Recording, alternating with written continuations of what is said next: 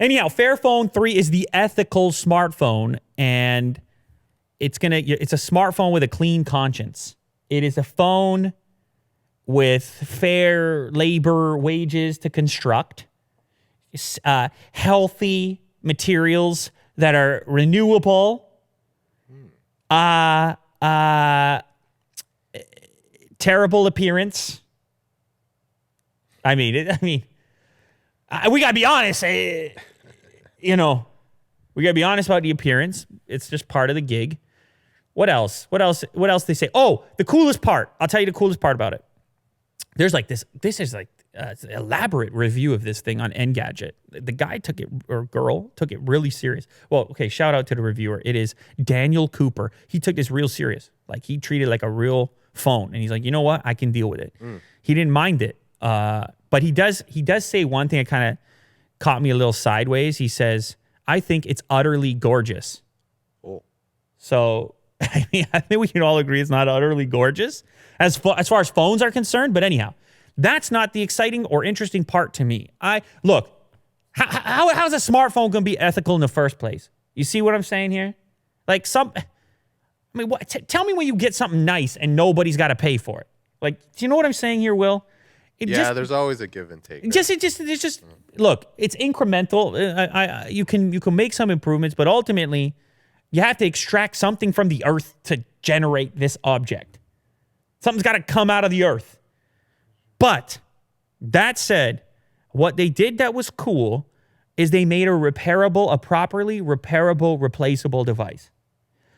The thing ships to you, not just with a SIM card eject tool, but a cool little screwdriver / spudger.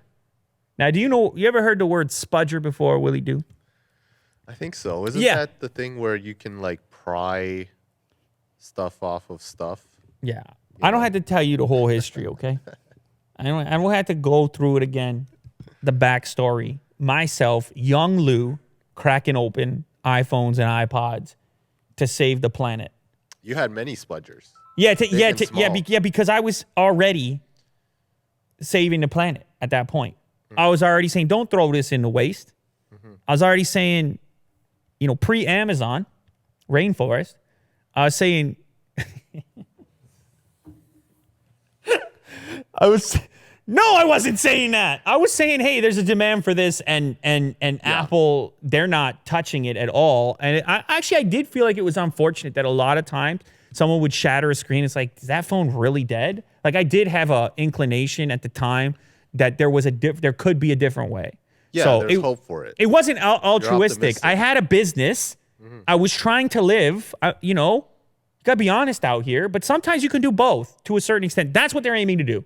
To do both. You have a business, you make some money, and maybe people hold on to their phones a little bit longer, maybe so on and so forth. So they include. That's why I know the word spudger, for the record, because the spudger is a little tiny spatula-looking thing that you're going to use where adhesives are in play, and you have to pry a little bit to disconnect certain components. You can also use certain aspects of the spudger to disconnect ribbon cables that have very specific proprietary connectors with a lot of pins, and they can be very compressed and small, and you just wouldn't want to use your hand, your finger, or nail, which may have oils and things. You know, you have things going on. Oh. So anyhow, you got too many things going on. Yeah.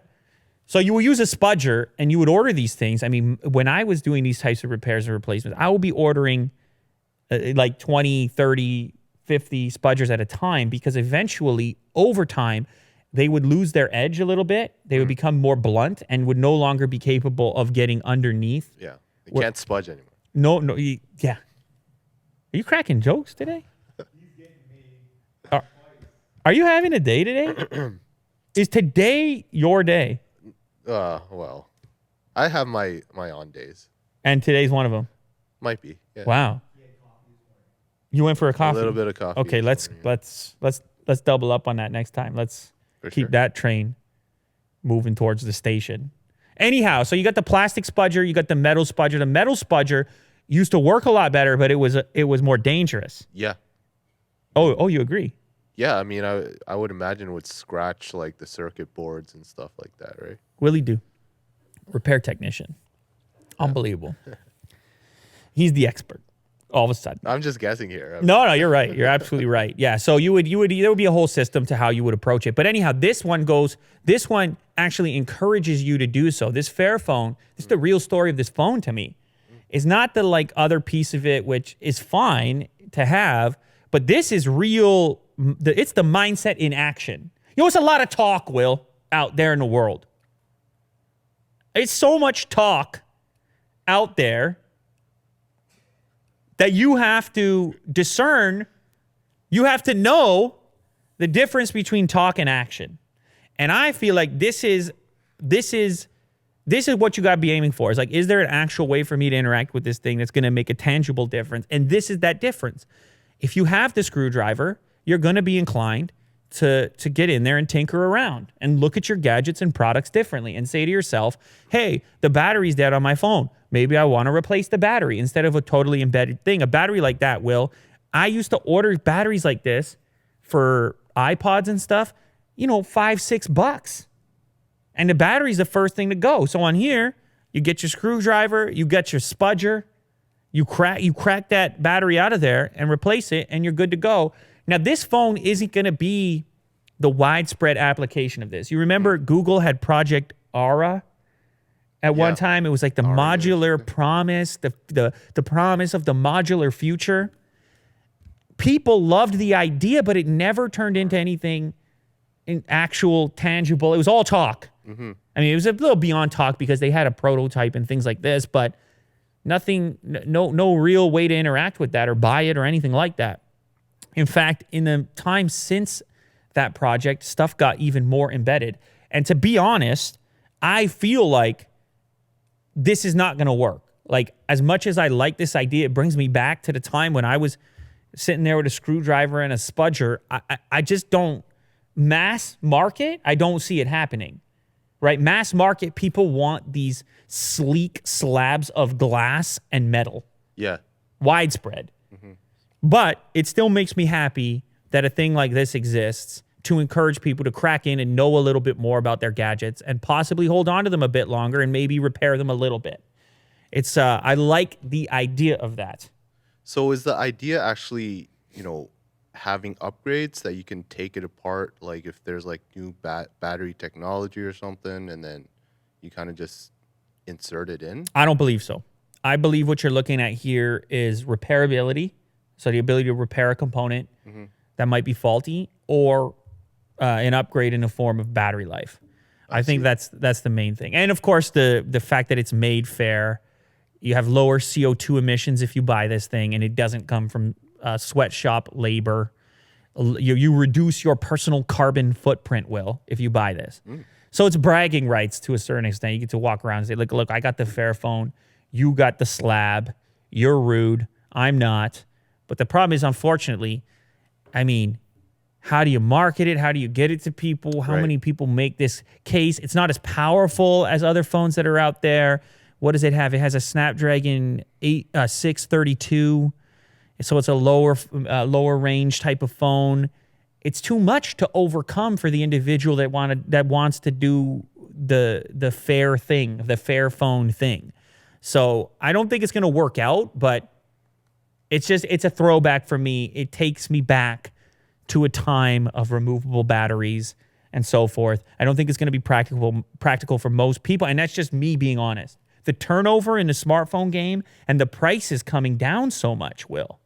It's crazy. Like, I was just reading about a new Samsung device, a new A-series device launching in India, $176. A10, I think it's going to be called. Yeah, oh. $176 out the gate, 4,000 milliamp hour battery. Do I have the right one, or it might be an A10s, in fact. Oh, no, I think, A10s. Try that. Just reading about this, guys. It's out of hand. I think I got the right one. Yeah, another budget phone for 2019. It's crazy, the options. Fingerprint scanner, nice display with a tiny little notch. And it's like $176 USD equivalent out the gate. And then, I didn't even mention the Fairphone is $500. Fairphone 3 is $500. I feel like I should have said that earlier because I'm filtering through that price point. It's tough, man. Yeah, it's good that these things exist. I mean, I'm looking at the Fairphone 3. There's probably a previous version, the 1 and 2. Right. So, you know, maybe the next version, that'll be your phone. Fairphone 4. How dare you? I'm telling you right now, it ain't going to happen. For a good cause. Come on. I know, but I'm telling you, it's not going to happen. Like, the problem is it has to be all of those things first, and then maybe some of this, the clean conscience, maybe some of that. You know what it's like? Well, it's like the Model S. It's like, yeah, it's electric, but it also goes 0 to 60 in like 2.5 seconds. Right. You see how you got the performance piece got to be there, and then the fairness piece is the bonus. Yeah. If it's the compromise right out the gate, you don't have a leg to stand on. Right. You know?